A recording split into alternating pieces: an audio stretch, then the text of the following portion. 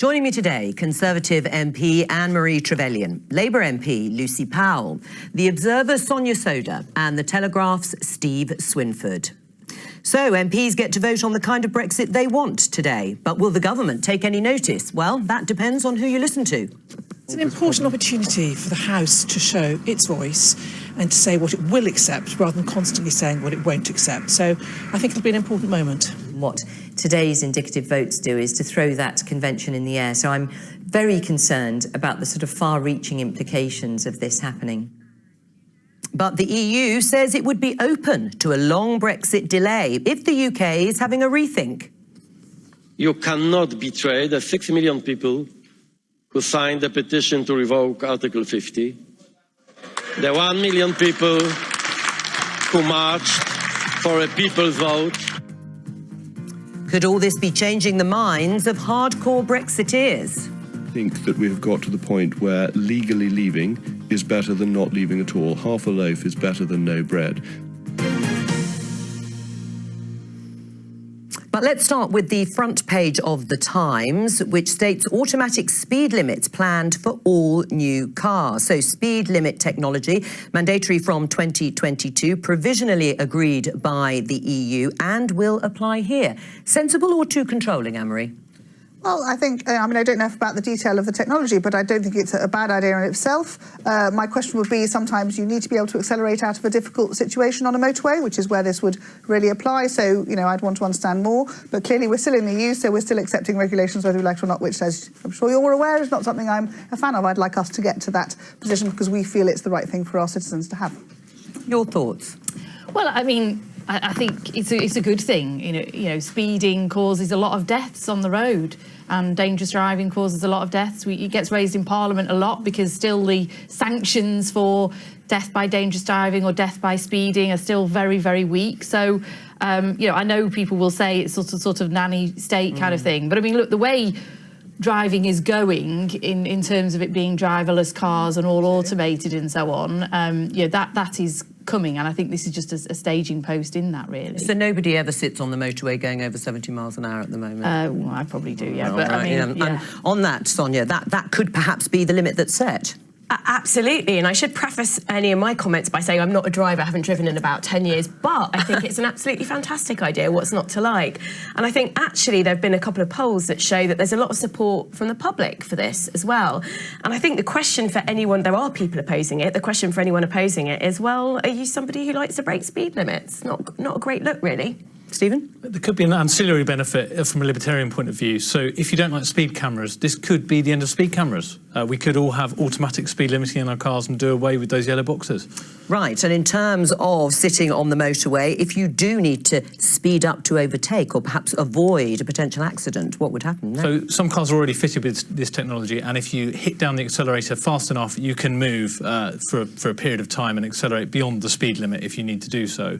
The road safety groups have raised an issue of if you're in a, let's say, a 40 zone and it suddenly goes to 30, could this change it too quickly? How will the technology work around that? Which are all valid points, but this is being talked of as the biggest change in road safety for 50 years. We're up there with the seatbelt, up there with the airbag, so it could genuinely have a huge improvement and reduce the number of deaths on our roads. Well, something else historic that is happening today, of course, is that it's the day MPs control of parliamentary business to vote on other options. Let's invite Peter Barnes, our senior political analyst, into the studio, I should say. Talk us through what are being called indicative votes. These are the other options that MPs could look at. So, as you say, MPs have taken control of the business of the House of Commons today in a slightly unprecedented move.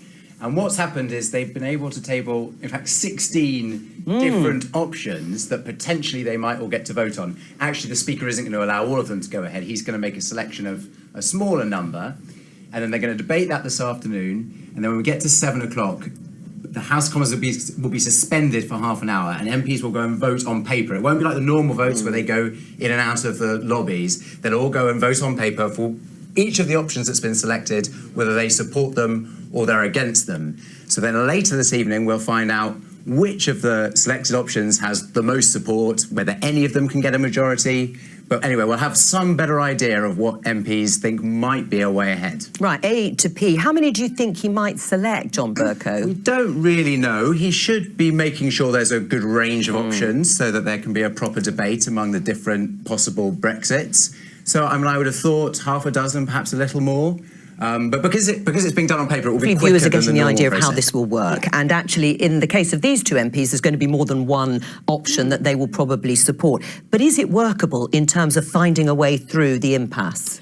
I think there are a couple of problems with the votes that we're seeing today. So the first is that some of the motions that have been tabled aren't actually realistic options. They're not things that are on the table. Yeah. And actually, one of the things that Anne-Marie mentioned around, renegotiating the the backstop rather, ensuring that we have the unilateral right to exit. We know that's not on offer from the EU. So there's not much point, I think, in voting for that or for the so-called Malthouse compromise. So some of the things on the sort of order paper just aren't realistic. And I'd actually include Jeremy Corbyn's motion in that. It's incredibly vague, doesn't really say where Labour stands on something like freedom of movement. So that's one problem. I think another key problem is around whipping and whether the party leaderships are going to whip around these motions. And if so, you might not see the true will of the Commons expressing itself. And then I think there's also a third issue, which is really, this doesn't seem to me the best way of voting on things.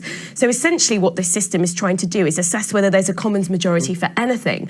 But if I was an MP going into this and I supported a referendum on May's deal, or indeed any deal, I'm not sure I would also say cast a vote for Lucy's proposal, because actually what you're doing is bolstering Lucy's proposal, but someone supporting Lucy's proposal might not back yours. So I think it's quite problematic in many ways in determining what the will of the Commons listening to that, is. isn't that still the issue as far as you're concerned? Lucy, if there is more than one option that you prefer, are you prepared to compromise further in order to perhaps back the deal to get this done? Well, I don't think I'll compromise that far, but I feel like I really have compromised my position quite a lot anyway. I mean, I was, strongly sort of supported the Remain campaign, but now I'm prepared to look at what kind of Brexit we can deliver. And I think that, Sonia's right in a sense. Unfortunately, we should have been having this sort of conversation 2 years ago. I'm not sure that today will really provide a great deal of clarity, I'm sorry to say. Partly also because what tends to happen is that, there are sort of last-minute unicorns sort of put on the table again. I mean, I feel like our proposition, which we've had extensive conversations with Jeremy Corbyn, trade unions, businesses, and indeed with the EU as well, and across party, ours is a very long, detailed motion because it's actually doable, it's deliverable, it's something that can happen quickly. The EU have said that because it's an off-the-shelf proposition. It already exists. As you join something that already exists. I think Lucy's put her finger on the nail, really. Well, that's no, the other way around. But anyway, we know what you mean. Hit the nail on the head. But exactly. But I mean, the problem I think for an MP like Lucy is that the political declaration isn't legally binding. So I would be extremely worried. You've got MPs on Anne-Marie's side of the party saying, well, if Theresa May resigns, we'll vote for the deal. That's because they see a big prize. They know that the next Conservative Prime Minister will significantly get to shape what that future relationship looks like. And in some ways, it doesn't matter what the mood music of the political declaration says if it's not legally binding. You can make it legally binding by put it in the Withdrawal Act that Anne was talking about earlier. So that's exactly what our motion today requires government to do, and so you can make it legally binding. But if there was for this Parliament, but if there was a change in Parliament, for example, if there was a general election, if you saw a bigger... Look, if it's a general election, all bets are off, aren't they? Anyway, we'll all have our different manifesto positions, and this will be a different ball game. But for this Parliament, you can make it. And I think, given some of the numbers that Stephen was talking about, it's hard to see, even if it was brought on Friday, that deal getting through, because there are 15 to 20 people in the Tory party who probably will never vote for it. So it requires about 20 Labour MPs to vote with the Prime Minister. It's very hard to see that move happening before Friday, I think. Critical is that going to be for both sides? It's absolutely critical because there's huge political capital bound up in it. You're going to see resignations, you're going to see people openly defying the whip unless they get it right. For Theresa May especially, the room for manoeuvre is so small. She goes one way, she offends one wing of the party, the other way, the other wing of the party. And on Labour's side, I mean, should they be whipping to support anything that asks for a second referendum or a sort of confirmatory vote? Absolutely they should. I mean, we've seen sort of Jeremy Corbyn flip-flop on this in recent kind of weeks and months.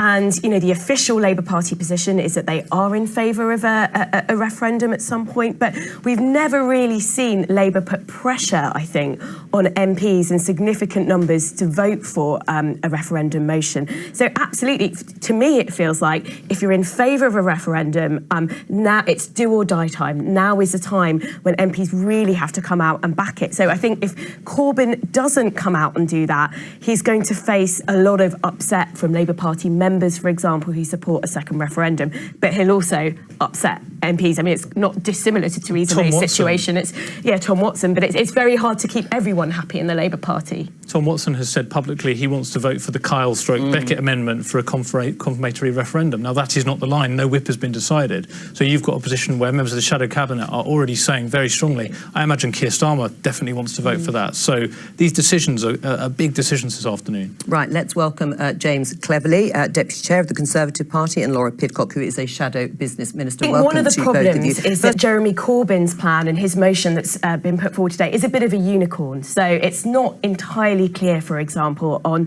whether Labour would accept continuing freedom of movement as a price for all the benefits that come with being very close to the EU. But I think what James has just said has highlighted a real problem with the process that the UK agreed to many, many months ago, which is this idea that we have to leave the EU and then only once we've left do we get to firm up what that future arrangement looks like. And I think whether you're a Remainer or a Leaver, we should all be able to agree that that creates a huge democratic deficit that we leave legally and then you have that conversation. And that's why I think we should have a referendum. I'm a Remainer. But I think if we were to leave, it's so important that we have a conversation with the public about what the future relationship looks like. It shouldn't be left to the next Tory Prime Minister, for example. That would be hugely democratically problematic. Are you in favour of a second referendum?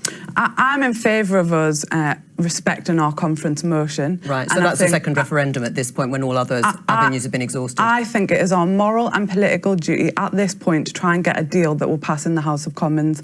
And, you know, there's but been Laura, you're not going to get that in the next 2 weeks. Why do we have such low political ambitions? I know James talked about the withdrawal agreement being a bad deal, but it's all we've got. Well, there's low political ambition and fantasy. And actually, what I think we need to do, the most common phrase that constituents say to us, I had a public meeting on Friday, is get on with it, get a deal. I'm obviously not going to vote for a deal that does damage to my communities, but similarly, we have a moral and political duty to make sure that there is a deal. Do you agree today is the day, as Sonia said, that the Labour Party should get behind any amendment or any option that backs a second referendum or a confirmatory vote on any deal? Well, you know, the whipping arrangements haven't been disclosed yet. But what would you like to see? I would like us to see our motion that we have put down get as much support as possible to go forward to Monday so that we can talk about trying to get a deal that will pass in the House of Commons. I think the problem that the Labour Party has got is that they have very, very publicly and regularly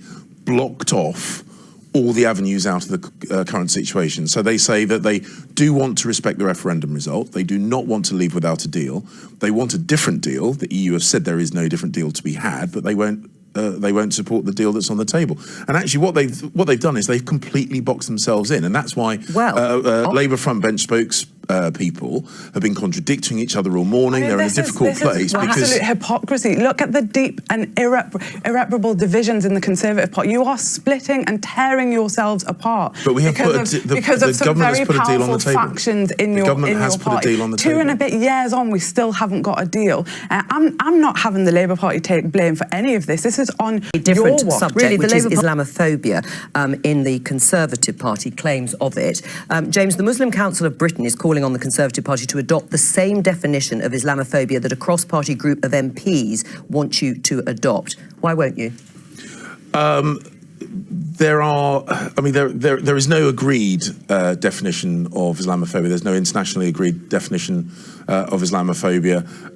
And the Conservative Party's position has been clear and consistent, which is we do not accept racism, we do not accept anti-religious comments, we don't accept abuse, and whenever that has been presented, and unfortunately that has happened in the Conservative Party, we have dealt with it. We've dealt with it swiftly, and that's not been reliant. And that's not been reliant. But there is on a definition. There is a definition. Let's have a look at the all-party parliamentary group definition on British Muslims. It says Islamophobia is rooted in racism and is a type of racism that targets expressions of Muslimness or perceived Muslimness. Why won't you James, accept I think the Conservative Party... Well, hang on, let Sonia come in. I think the Conservative Party has to be judged on its track record. And The Guardian reported earlier this week really worrying incidents where there were a number of Conservative councillors who'd made racist or Islamophobic statements or shared posts online that had been suspended from the party and had been quietly let back in. Now, that does not look like a party that treats racism and Islamophobia seriously. Right.